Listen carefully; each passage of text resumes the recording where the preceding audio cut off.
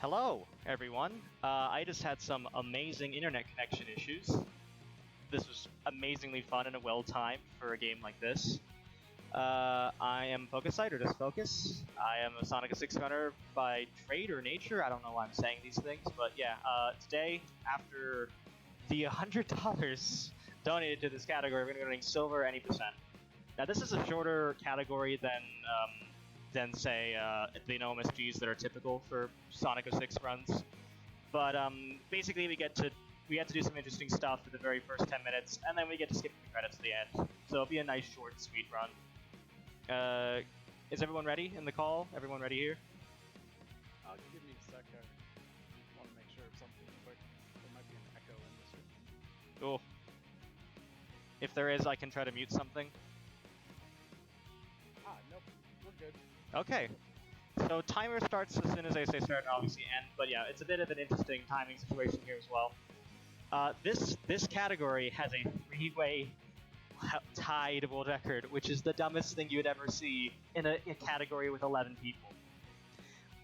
But anyhow, I am fortunately one of them. So one of the three that has the same exact time in a story that could definitely beat that time. But we'll see if we can do that today. Probably not, but keeping hope. Hope my phone provider doesn't kill me for all this after this. But let us begin. Are we ready for the time? Yep. Awesome. In 3, 2, 1, go. So, to begin, I'm running on the 360 version. We run on 360 because it is faster to run on 360 due to load times, and also there are certain glitches that are only in 360 that are advantageous. Silver's story starts off rocking. We have the first trick, which is called Telefling. It's based off object mechanics. So as Silver, you can either pick up objects or lift them. Normally, if you're on top of an object, you actually are supposed to lift it, but if we are a set distance away, if we're like away and then it's not in our range, and we bring it back into range, we can hopefully do this correctly, this with it. That's not a good one. That's not a good one. Already with bad luck, but hey. At least it's not dead. But basically, Telefling works because you're not supposed to be on an object as you pick it up like this. What's supposed to happen is you're supposed to lift it, but because you are on it while you pick it up like that, the game is supposed to set it a certain distance away and above from Silver, but because you're on the ball itself, it spins and you just fly forward with it. It skips about 2-3 minutes in that section.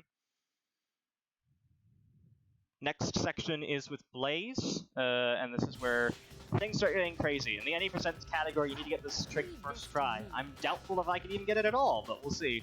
This is called an AFC, or Advanced Fire Claw. It's based off the trick called the Spinning Claw. Love misnomers. It is an abuse of the sort of two states that the Spinning Claw can be in. So Blaze has this move where you let go of X after holding it for a while, and she does like a little fire twirl.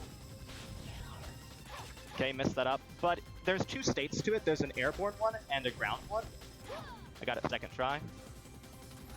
There's like an airborne and ground one. We got a false AFC there, unfortunately. But an airborne one has better duration, while the ground-based one has better speed. So if we're able to let go of X on the same frame we press A, we can maintain the speed of the ground, or in this case the rail, while having the duration of the air. I actually have the duration of ground and also the speed of the ground, which is fine for that, but in other sections you actually need a true AFC, as we call it. So going into this section, I actually held the X button and let go on the load screen. Oh, mistakes. Nice.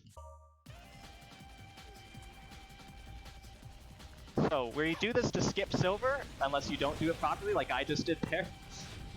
We do that to skip Silver.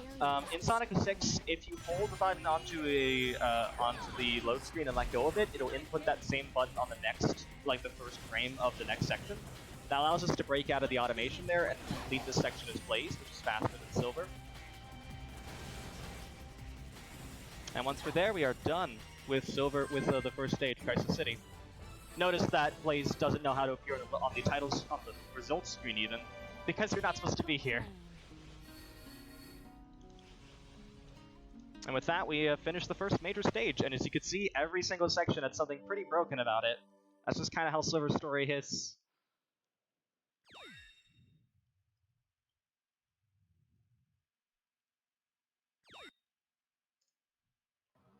I'm gonna plug real quick this human versus banana bid war. Yeah, go right Nobody's ahead. donated to that yet.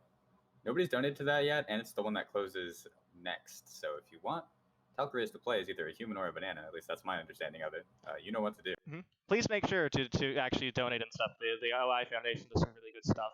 There's a lot of, you know, just certain like disorders and diseases that don't actually get enough like research into them, and I feel like OI is definitely one of them. Anyhow, we're on to the first boss and the only boss, and I absolutely messed it up. I'm going to restart that. So, important thing about Silver is object mechanics. So, as Silver, the only way you can combat any boss really is by using objects you have on the ground. Silver throws objects in the order you pick them up. And what's important about that is you need to make sure you don't pick up objects in such a way that they destroy one another.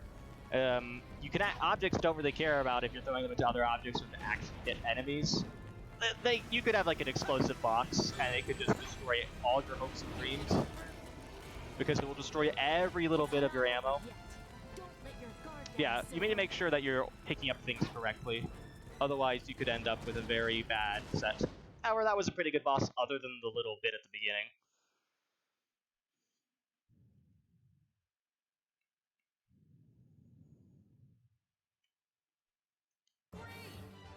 Yeah, but Silver's combat is a really unique playstyle, I would say, in all the Sonic series. You don't see it before, you haven't really seen it since, which is why 06 is kind of special to me. Very unique playstyle with Silver. Yeah, after that, we have the second major, we have the hub world for the first time, and it's going to be mostly walking, although I'm going to try for something really crazy. There's something called the telelaunch, which is based off of telefling. So, while you are teleflinging, great term, while you're teleflinging, you can actually throw the object, and that allows you to then lift it up as you were normally on top of it again. And what that does is, it's now permanently in its grabbed state. So the physics just kind of go, ooh, I don't know what to do, let's send you skyward. And it can be used to get height really quickly. Why that's important is because at this point in time, Silver's fastest movement is actually hovering, but hovering without stopping walking, if that makes sense. You need to be able to hover into walking or just constantly hover. So I'm going to try for a telelaunch here. We got it. We got it. This, if done properly, saves about 4 seconds if you do it properly, and that was done pretty quick, actually. I was surprised there. What we're doing now is another pretty difficult trick. It's called a levitation extension, or LE. There is a single frame as Silver between the end of the animation for hovering and the start of falling, where you can hold the X button, which is the stun slap move. Now, the stun slap move in NoMSG has a lot of interesting, useful properties. For instance, in Silver NoMSG, you use it as the ETD. It's the thing that allows the ETD to happen. But basically, there's a lot of weird momentum properties that the stun slap has. So we can abuse those by just holding it in the right frame. Good news is about that is that if you hold it too early, you have indicators if you hold it too early or too late. That being the action gauge refilling. If the action gauge doesn't refill and you don't actually get that boost forward, then you've gone too early. Ah, I thought I could get it again. I thought I was lucky, but no. It's okay. I tried for the telelaunch there as well. That saves about 10 seconds if you get it, but that's only if you get it. But anyways, as I was mentioning, what's fun? So, with the levitation extension, if you're too late, if you're too early, you will just fail to recharge the bar. If you're too late, you won't get the speed, but the bar will recharge. You can use these indicators to really, like, even though it's only a single frame, it's with enough time and just muscle memory, you can get it down pretty easily. I use the claw grip for it, if that helps. Anyways, we're almost done. We get another telefling here to skip the enemies that the game says we need to complete, but of course we don't need to complete. Ah, nice. Still got a sub 1. And from here, we're actually going to do another one of those buffered inputs, but I have to do it through the save screen.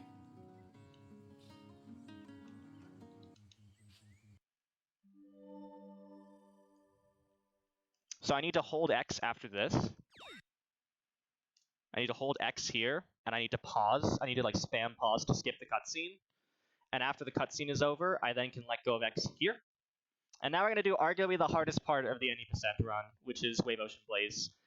So before we used to do a different strat here, both involves what's called a loop launch. So a loop launch is a 360 exclusive glitch. Basically, using the Fire Claw, the homing attack, we can get Blaze to launch really far by overshooting the trigger and allowing us to perpetuate until we hit an invisible wall or some sort of collision. So that would look hopefully like this. Well, nah, it's a pretty tight timing, honestly. And I got a funny one, but not a good one. Okay, I'm gonna try one more time. I only have one more life, so. The Iblis trigger. You can also do that buffered input from a pause screen like that by holding X or whatever button you want to before you hit start over, and then letting go once start over is hit. It allows us to do retries here. Just see if I can get this. Yes, okay, we're good. Hopefully. I probably should get a 1-up, but I'm playing it on the risky side. Do another AFC here. If I can. Again, rail AFCs are hard, because you need to somehow let go of X and also press X at the same time. 1, 2, 3, 4, 5. Okay, hopefully this is real. No, okay, this is not good. We're gonna have to restart and load from the save, unfortunately. That's a big time loss, but... So that's what I mean when I say a fake AFC. If you get the timing wrong, then what happens is you get the speed but not the duration, and that means you could potentially lose a lot of time, as you've seen. That's the first time I've game overed in a long while on this category. Good news is, we're almost done. After this stage, there's like a really simple stuff in the hub world, and then we're done. Let me just do that buffered input again, so as you can see, I'm holding X after I hit continue, and I'm letting go at start over. I need to find silver fast. I'm not even gonna try to align. I'm gonna do what Sharu does and just try to like do it like that. That kind of worked. Kind of. Am I dead? Oh, no, I'm not. Okay, cool. Yeah, not the best run so far, but we're getting by. Silver's a fun category anyhow. The 90% run is just harder. Okay. So this is the issue, that this is the distinguishing feature between 360 and PS3 there. There are these little pathways that you have that aren't really there on PS3 that you can homing attack. And the main difference between those... I almost killed myself. I'm actually very nervous. Let me get the checkpoint here just to be safe. I'm gonna try for it again. Okay, hopefully this one's real. No, okay. Very bad luck so far. This is not going as I expected. Woo! Hopefully everyone's having a good day still. Make sure to donate. This is a rough run. This is a rough stage in general, though. It's not a fun one to try to do for RTA. Okay, we got a real one here. So the reason why this is important is you can just skip all of the stage if you do this properly. There's a loop launch that actually gets you further into the stage, but it doesn't allow for this fast of completion. And we're done with that. We'll still be like on like 14, 15 minute pace, though. Can't complain. Any donations at all, if possible? Nothing yet. So I'm just gonna talk about that bid war again. Sure. That's still a thing. This is the roughest. My internet cutting out and then this happening. Hey, it wouldn't be a speedrun marathon. No, it wouldn't. No, it wouldn't. So, I guess I can't actually talk about it because I do have a bit of things. We can talk about it at the very end, though, if that's okay. This is what's called Mission Select Glitch. This is a glitch that was found by DSS in 2014, and the issue, not the issue, the main, at the heart of it is some text box storage. So, DSS figured out that if you die while yes/no text box for a mission is active, you actually keep the yes/no text box on screen. We then could do a frame buffer in a similar vein to how we do the frame buffers at the beginning of loads. For instance, how we did it in Crisis City or how we did it in Wave Ocean Blaze. But we can just make it such that we can interact with an NPC without activating the text box. So important distinctions as I get into this. The X and A buttons interact with text boxes, the yes/no text box. No! While the B button does not. So I'm currently holding X so I can buffer the input. We need to still... X interacts with any NPC and does a lot of the actions in the game. A button is jump, but also activates the SO text box. The B button is the only one that does not actually interact with the SO text box, but it does scroll through text. So if we then do this pause buffer, we're going to try to like advance 1 frame. I'm going to pause, let go of X, unpause, use the Xbox menu to buffer 1 frame in advance, hold X, and that allows us to talk to Lord Regis over here. And now we have the SO text box while in a mission. What we do now is we accept the mission and quit back from that second mission. So I'm going to accept the mission here, just as soon as it starts.